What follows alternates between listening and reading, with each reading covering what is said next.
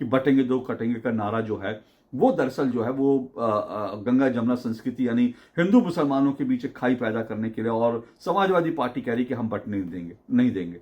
लेकिन ये जो गंगा जमुना संस्कृति का जो पोस्टर लगा है ना, मुझे लगता है इसका फैक्ट चेक होना जरूरी है।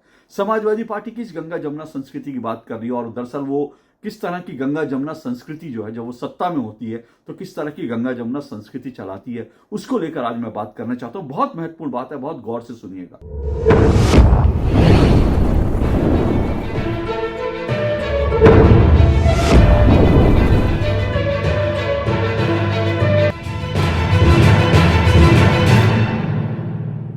बटोगे तो कटोगे, उत्तर प्रदेश के मुख्यमंत्री योगी आदित्यनाथ के दिए इस नारे की चर्चा देश विदेश में हो रही है। चर्चा नहीं बल्कि ये कहना चाहिए कि इस नारे की धूम और इस नारे की गूंज जो है वो दूर दूर तक सुनाई जा रही है। इस वक्त देश में दो राज्यों में चुनाव चल रहे हैं, महाराष्ट्र में और झारखंड में। दोनों ही राज्यों में नारा लग रहा है। इसके अलावा उत्तर प्रदेश में जो उपचुनाव है वहां ये नारा लग रहा है, और सिर्फ महाराष्ट्र, उत्तर प्रदेश, झारखंड और देश के कई हिस्सों में नहीं बल्कि अमेरिका में भी और कनाडा में भी बटोगे तो कटोगे का नारा खूब जमकर लग रहा है।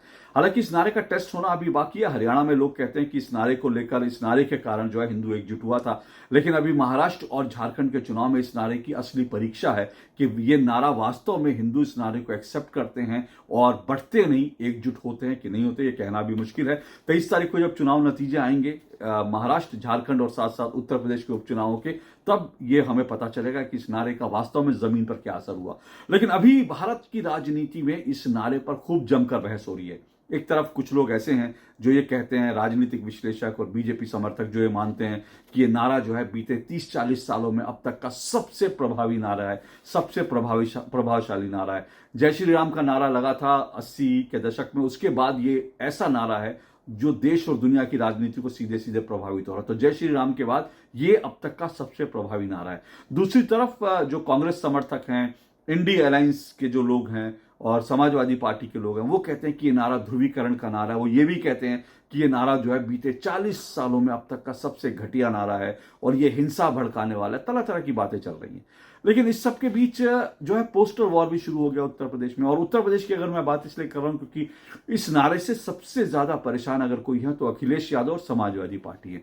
क्योंकि बटेंगे तो कटेंगे, अगर ये नारा उत्तर प्रदेश के अंदर जो है अगर ये नारा अगर चल निकला और अगर हिंदुओं को यूनाइट करने में बीजेपी और योगी आदित्यनाथ, नरेंद्र मोदी कामयाब हो गए तो 2027 में अखिलेश यादव समाजवादी पार्टी जो है जिस तरह से 2027 में उत्तर प्रदेश की सत्ता में वापसी का जो योजना बना रही है उस योजना को पलीता लग जाएगा। समाजवादी पार्टी और अखिलेश यादव इस हद तक जो है वो कॉन्फिडेंट है, वो ये कह रहे हैं कि 37 लोकसभा सीटें जो है लोकसभा चुनाव में जीतने के बाद उनको लगता है 27 में उनकी वापसी होनी तय है और वो बड़े कॉन्फिडेंट दिख रहे हैं। समाजवादी पार्टी की तरफ से तो अखिलेश यादव को बाकायदा 27 के सत्ताधीश घोषित कर दिया गया है, यानी 27 में वो सत्ता में आएंगे और 27 में उत्तर प्रदेश की सत्ता जो है समाजवादी पार्टी के हाथ में चली जाएगी। इसको लेकर वो बड़े कॉन्फिडेंट है। इसीलिए मैंने कहा कि समाजवादी पार्टी इस नारे से सबसे ज्यादा परेशान है, क्योंकि अगर हिंदू वोट यूनाइट हो गया तो फिर समाजवादी पार्टी के सत्ता में वापसी का जो सपना है वो धूल धूसरित हो जाएगा। और इसीलिए समाजवादी पार्टी की तरफ से पोस्टर वॉर चल रहा है। रोज जो है एक नया नारा लगता है, रोज जो है बटेंगे तो कटेंगे के जवाब में एक नए नारे का इजाद होता है और वो समाजवादी पार्टी के दफ्तर के सामने, अखिलेश यादव के घर के सामने वो पोस्टर लग जाता है। अब जो सबसे जो ताजा जो पोस्टर है वो जो लगा है वो ये लगा है कि बटेंगे तो कटेंगे का जवाब देने के लिए ये नारा लगा है कि गंगा जमनी संस्कृति को बटने नहीं देंगे। ये समाजवादी पार्टी के दफ्तर के बाहर पोस्टर लग गया है कि गंगा जमुना संस्कृति को बटने नहीं देंगे। तो इस तरह से वो ये कहने की कोशिश कर रहे हैं कि बटेंगे दो कटेंगे का नारा जो है वो दरअसल जो है वो गंगा जमुना संस्कृति यानी हिंदू मुसलमानों के बीच एक खाई पैदा करने के लिए, और समाजवादी पार्टी कह रही कि हम बटने नहीं देंगे। लेकिन ये जो गंगा जमुना संस्कृति का जो पोस्टर लगा है ना, मुझे लगता है इसका फैक्ट चेक होना जरूरी है। समाजवादी पार्टी किस गंगा जमुना संस्कृति की बात कर रही है और दरअसल वो किस तरह की गंगा जमुना संस्कृति जो है जब वो सत्ता में होती है तो किस तरह की गंगा जमुना संस्कृति चलाती है, उसको लेकर आज मैं बात करना चाहता हूं। बहुत महत्वपूर्ण बात है, बहुत गौर से सुनिएगा। वैसे तो गंगा जमुना संस्कृति नाम की कोई चीज है नहीं, मैं आपको ये भी बता दूं, क्योंकि गंगा और जमुना दोनों पवित्र नदियां हैं और हिंदू नदियों को पूजते हैं, लेकिन मुस्लिम जो है मजहब में वहां पर नदियों को पूजने का कोई सिस्टम नहीं है। तो ये गंगा जमुना जमनी संस्कृति जो है, ये भी एक कह सकते हैं कि बॉलीवुड का दिया हुआ एक जो है शिगुफा है गंगा जमनी संस्कृति, ऐसी कुछ चीज है नहीं। लेकिन समाजवादी पार्टी की इस गंगा जमनी संस्कृति का जो है फैक्ट चेक जरूर होना चाहिए। अब देखिए, समाजवादी पार्टी जो है उसके बारे में मेरा एक वीडियो इस वक्त वायरल हो रहा है, जो मैंने अपने प्रोग्राम दो टूक में भी कहा था। आज मैं वही आपको घटना बताने जा रहा हूं। जब समाजवादी पार्टी सत्ता में थी ना, तो इनके लिए गंगा जमुना कुछ नहीं थी। हिंदू मुस्लिम जो है उसमें सिर्फ इनके लिए मुस्लिम और मुस्लिम थे। और जो मैं कह रहा हूं ऐसा किस आधार पे कह रहा हूं, मैं आपको खबर दिखा रहा हूं, मेरे हाथ में आज रिपोर्ट भी है और वो रिपोर्ट दिखाकर आपको बता रहा हूं। जिस वक्त आपको अच्छी तरह से याद है, 2013 के अंदर मुजफ्फरनगर में बहुत भयंकर दंगे हुए थे। उस वक्त समाजवादी पार्टी जो है वो सरकार में थी, वो सत्ता में थी। अखिलेश यादव उस वक्त उत्तर प्रदेश के मुख्यमंत्री थे। मुजफ्फरनगर में दंगा हुआ था। ये दंगा क्यों हुआ था? दरअसल दो जाट भाई थे, वो उनकी बहनों के साथ कुछ मुस्लिम लड़कों ने बदसलूकी कर दी थी, और वो दोनों जाट भाई थे, वो गए थे और वो अपनी बहन जब उनके छेड़छाड़ की बात आई तो वो गए और उन्होंने वहां पर उसका विरोध करने गए थे, और उसके बाद दोनों को जान से मार दिया जाता है। वो जिस विभत्स तरीके से मारा गया वो मैं यहाँ बताना नहीं चाहता। आप खबरों में जाएंगे तो आपको आज भी डिटेल पढ़ना चाहे तो पढ़ लीजिएगा। उसके बाद जो है ये दंगा हो गया था। ये दंगा मूलतः जो है जाटों और मुसलमानों में हुआ था। और पश्चिम उत्तर प्रदेश में कहते हैं जाट मुसलमान जो है वो बड़े एकजुट होकर रहते हैं, लेकिन इस दंगे ने जो जाट और मुसलमान जो एकजुट रहते थे उनके बीच एक बड़ी खाई पैदा कर दी थी। आज भी वो खाई बनी हुई है, उसमें इस पर फिर किसी दिन बात करेंगे। लेकिन समाजवादी पार्टी ने क्या किया इस दंगे के बाद? इस दंगे में करीब करीब जो है 60 से ज्यादा लोग जो हैं वो मारे गए थे दंगे में, जिसमें हिंदू भी थे, मुसलमान भी थे। सोचिए 60 से ज्यादा लोग मारे हुए, हिंदू भी मारे गए, मुसलमान भी मारे गए। करीब करीब 40 से 50 हजार लोग जो है वो बेघर बार हो गए थे, अपने घर छोड़कर डर के मारे चले गए थे। इनमें भी हिंदू भी थे, मुसलमान भी थे। दोनों की एक शरणार्थी शिविर बना हुआ था और पलायन करके ये शिविरों में रह रहे थे। लेकिन उसी वक्त जो है अखिलेश यादव की सरकार का एक फरमान आता है, एक अध्यादेश आता है। और वो अध्यादेश क्या था? वो अध्यादेश में 90 करोड़ का मुआवजा दंगा पीड़ितों के लिए देने का ऐलान हुआ। ध्यान से सुनिएगा, और जो मैं कह रहा हूं फैक्ट्स के आधार पर कह रहा हूं, आपको खबर भी दिखाता हूं। 90 करोड़ का मुआवजा जो है वो जारी करती है अखिलेश यादव की सरकार, और 90 करोड़ मुआवजा सिर्फ और सिर्फ मुसलमानों के लिए होता है।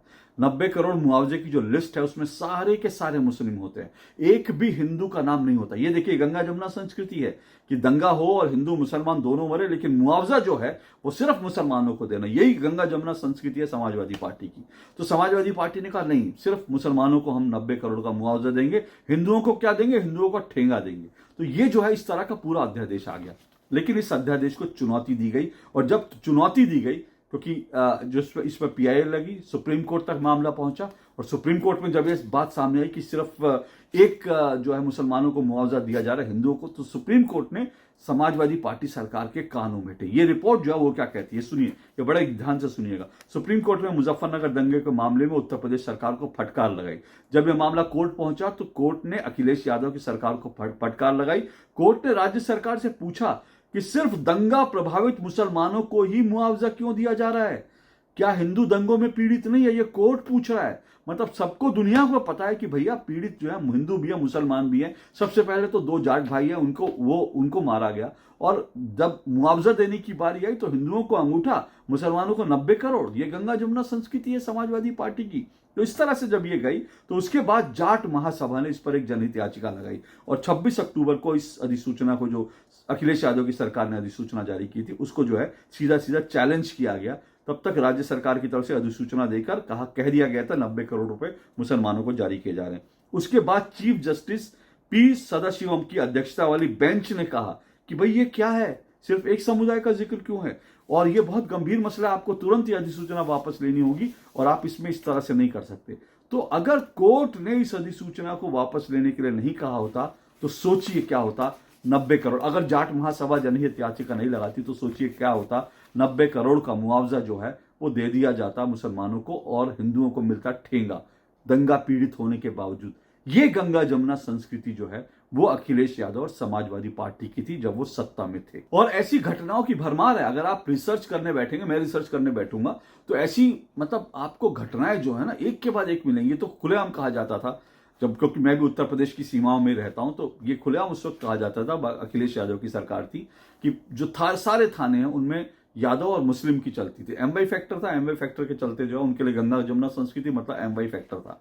तो इस तरह से होता था कि वहां पर मतलब ये भी कहा जाता था उत्तर प्रदेश में, आज भी लोग कहते हैं कि अगर कोई एमवाई फैक्टर वाला कोई व्यक्ति कोई अपराध करके किसी की हत्या करके भी चले जाए तो फिर थाने में उसके खिलाफ रिपोर्ट नहीं लिखी जाती थी। मतलब एड़ी चोटी का जोर लगा लीजिए, तब जाके अगर आप में दम है तभी आप रिपोर्ट लिखा पाएंगे, नहीं तो रिपोर्ट नहीं लिखी जाती थी। ऐसी तमाम चीजें कही जाती थी।